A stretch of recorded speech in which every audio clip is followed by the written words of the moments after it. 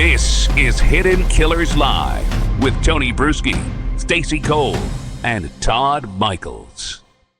There you go. You had a chance to see how that all went down last night with the verdict in Donna Adelson.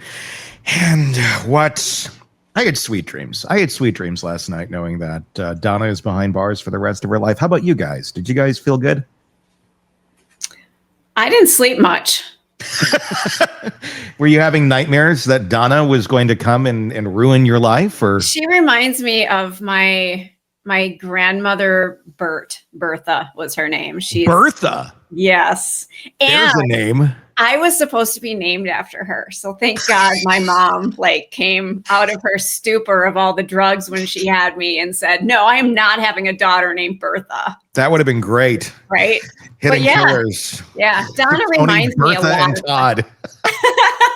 Tony, Bertha, and Todd in the morning. You have to change your name, I think. But oh God, yeah. I think a lot of people have moments that she reminds people of. Yeah. Or people. But I feel bad. At least it's not her first day in prison. Yeah.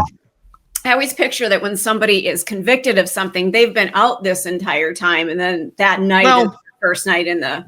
Well, there is a difference here. She's going from jail to prison, so it is kind of her first day in prison. Do they do cavity searches? I'm sure they do all sorts of searches, and they're not going to find any banana bread up anybody's ass. I'll tell you that much. So maybe a little paella, but that's only if Harvey's been visiting, because he's going to hire or Charlie's been visiting with the paella chef as your birthday present. Well, there's a lot now to try and unravel here. Now that Donna Adelson is gone. Eric Faddis, defense attorney, former prosecutor, joining us. Eric, you have prosecuted 55 jury trials, including murder cases. This took just 3 hours to convict Donna on just last night. Donna on all counts. Let's start bisecting what made this case so compelling. That jailhouse informant. Prosecutors relied heavily on Patricia Bird and Dreena Bernhardt, inmates who testified Donna confessed and then tried to buy false testimony, exchanges for a grand piano, cash, all sorts of, conjugal visits with Harvey, things like that. I'm kidding. I made that part up. No. Wait. People are lining up for that shit. As a former prosecutor, how risky is building a case around a jailhouse witness like this? There is always exposure on the prosecution side when you have witnesses who are behind bars, who have an incentive to improve their legal position, and whose credibility can be attacked because the other side's going to say, hey, they're just making up and saying whatever the government wants them to say because they think they're going to get a benefit. That's always a risk. Turns out was not an unreasonable risk here because the jury ultimately, it seems, accepted the inmate's testimony about Donna Adelson's orchestration of all of this and her attempts to kind of cover it up. They certainly accepted it in this case, which is interesting because sometimes that testimony is taken different ways, but I guess they came across to that jury as very authentic. And I want to let everybody know who's watching us live right now on YouTube. Please, in the comment section, if you have a question for Eric about this case, throw it out there and we'll try and get to it in our conversation here.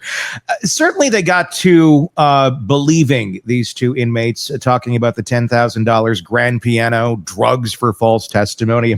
It almost made the insane offers made it more believable because it totally plays into how Donna Adelson acts. But what sort of does this open up grounds for appeal or anything like this with testimony from jailhouse snitches? I don't see any colorable grounds for appeal arising out of their testimony. Of course, defense can lodge what's called a sufficiency of evidence appeal, just saying, hey, there actually wasn't enough evidence for a reasonable juror to convict me based in part on testimony from jailhouse snitches that the jury should have deemed unreliable. But those arguments on appeal rarely are ever granted. And I don't think there's going to be a lot of traction here, in part because the testimony from inmates sort of was woven into some of the other evidence and preempted a defense that Donna tried to kind of raise with respect to payments at a later time. Let's talk more about that. Why was the testimony of the inmates so powerful in this case versus some others where you have inmates testifying and it's pretty easy to see, they want a little tit for tat, something going on here. But what made this stand out stronger than other ones? I think a few things, Tony. One was the inmate's proximity to Donna Adelson. One was her cellmate. The other described Donna Adelson as the inmate's jailhouse mom. And so, what that established was that these folks had a rapport.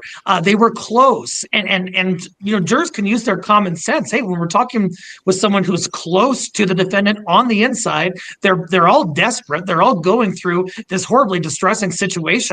Oftentimes individuals confide in one another. That's just something that happens. That's human nature.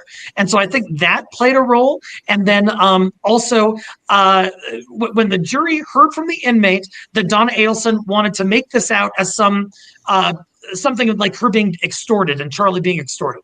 And the inmate said, hey, that was all a ruse. There was a script and everything that I was supposed to go by to create this falsehood that she was being extorted.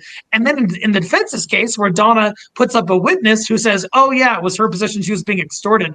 I think the jury kind of looked at those things in their entirety and said, wait a sec, this seems much more like a ruse than some sort of sincere extortion. How early on do you think those inmates saw Donna for what she was? and jailhouse mom and all the, cuddly, lovey, things that are going on. But more so, oh, this woman is insane. This woman is trying to is asking us to testify positively for her. She's offering this, she's offering that. Do you think they saw her coming and said, okay, let's play along because this insanity is going to get us some traction here with our own cases and maybe some sort of leniency. So let's lean into Donna and make her think we're all buddy-buddy. Oh, that very well could be how it played out behind those jail walls. Look, jail people who are incarcerated, some are book smart, some are not, but many are street smart. They're good at reading people. They're savvy. They're good at identifying avenues that they can explore to improve their situation. And so I think they saw Donna Adelson, this wealthy, older person who's sort of way out of her depth, in above her head. She's offering a grand piano, among other things, in order to, in exchange for falsified testimony. I think the witnesses said, hey, this is a pretty easy mark. And I might feign as if we're super buddy in here, but that's not how it played out in court. And I imagine they recognized Donna's vulnerability and a way that they could improve their situation pretty early on. Want more on this case and others? Then press subscribe now and don't miss a moment of true crime coverage from Tony Bruschi and the Hidden Killers podcast.